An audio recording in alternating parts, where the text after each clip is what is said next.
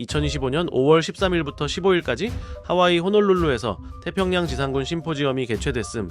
인도태평양 지역에서의 미 육군의 역할에 중점을 둔 연례 국제 행사로 미국 육군협회가 주최했고 주제는 지상군을 통한 승리였음. 이 행사에 참석한 제이비어 브런슨 주한 미군 사령관의 발언 일부를 가져와 봤음. While we won't be able to display a map here today, what I want you to mentally do is think about a map of the region with Japan in the ordinal north, and then everything falling from there. And what you'll find is that Korea sits right in the center of that map. What immediately stood out to me as I looked at the map was the position of the Korean Peninsula and the fact that it's on the Asian continent, has a sizable U.S. force posture, is inside the first island chain, and is the closest allied presence to Beijing. At night, from a satellite image, the Republic of Korea looks like an island, or like a fixed aircraft carrier floating in the water between Japan and mainland China. Korea sits at the center of the map, and it's a critical location when it comes to trade routes, regional security, and is key terrain in maintaining a free and open Indo-Pacific. Our presence in Korea imposes cost, changes the calculations of leaders of the Democratic People's Republic of Korea, Russia, and China, and provides options for our nation's most senior leaders. Our presence in the region gives our adversaries pause and ultimately supports the defense of the homeland from freedom's front yard. By being forward stationed, we effectively operate inside an adversary's anti-access area denial bubble and inside their headspace. If you were to consider the region contextually with the growing relationship between Russia and the DPRK, and the already well-known relations between China and Russia, both nations share a border with the DPRK, and both have facilitated the DPRK to circumvent sanctions for more than 10 years. The DPRK has developed a nuclear arsenal and are expanding their capabilities every day with the help of Russia and China. U.S. forces in Korea are not only focused on defeating the DPRK, we're also focused on operations, activities, and investments in the region as a small part of the greater Indo-Pacific strategy. If you could look at the map, what I would tell you is to draw a line from Korea to Japan to the Philippines. And what you find there is a triangle.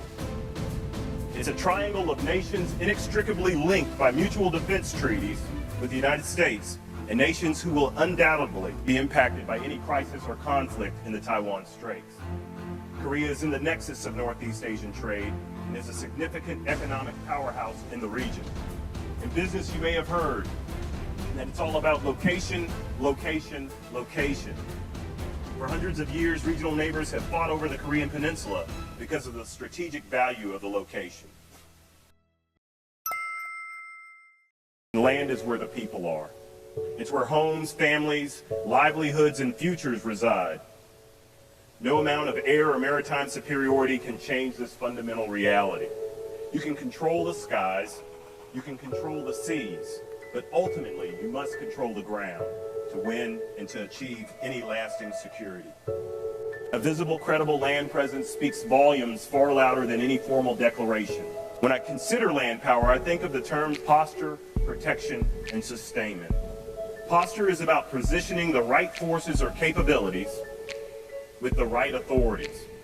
In Korea, this means a combined fight-tonight force capable of immediate response, enabled by rotational deployments and joint training. If I were king for a day, I would put a U.S. maneuver force back on the peninsula. I'm not the king, but if I were.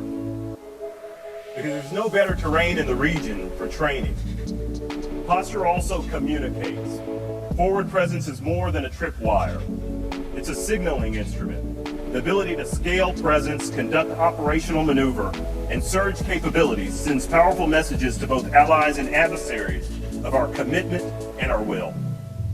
In Korea, we demonstrate this through the strategic employment of national capabilities.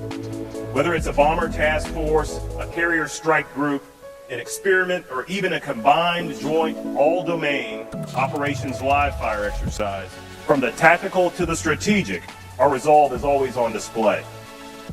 Protection includes countering modern threats like drones, improving urban defenses, and updating engagement authorities to meet new challenges. Protection directly relates to securing our bases, ports, and sustainment nodes. It ensures capability is ready when needed and extends to all domains. Sustainment addresses the tyrannical distances in the Indo-Pacific. For us, we leverage Korea's infrastructure and pursue agile solutions like in-theater production, manufacturing, maintenance, repair, and overhaul activities, and support to the agile combat employment of our air forces. Maintaining permanent infrastructure such as air and seaports for reception, staging, onward movement, and integration are critical to our future success. Recently, Hanwha Shipyard released the USS Cesar Chavez, and it looked better than new when it came out of port. Korea has immense capacity and capability on its shores. Equally important, and a subset of sustainment, is the criticality of having correct amounts, types, and support of prepositioned stocks. And those stocks have to be in places where they can be of greatest use around the globe.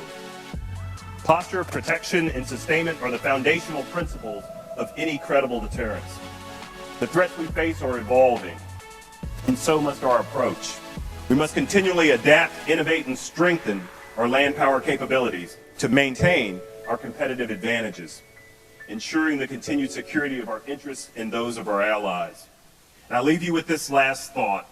Deterrence doesn't rest, and neither can we. Complacency is one of our greatest enemies. We must remain steadfast in our commitment, proactive in our preparation, and resolute in the defense of the values we all hold dear. The security of the Indo-Pacific and of the world depends on it. In the Indo-Pacific, we can and will prevail through land power. Kachikapida. What immediately stood out to me as I looked at the map was the position of the Korean Peninsula. What immediately stood out to me as I looked at the map was the position of the Korean Peninsula. What immediately stood out to me as I looked at the map was the position of the Korean Peninsula. It's a triangle of nations inextricably linked by mutual defense treaties with the United States. It's a triangle of nations inextricably linked by mutual defense treaties with the United States. It's a triangle of nations inextricably linked by mutual defense treaties with the United States. A visible, credible land presence speaks volumes far louder than any formal declaration. A visible, credible land presence speaks volumes far louder than any formal declaration. A visible, credible land presence speaks volumes far louder than any formal declaration. The threats we face are evolving, and so must our approach. The threats we face are evolving, and so must our approach. The threats we face are evolving, and so must our approach.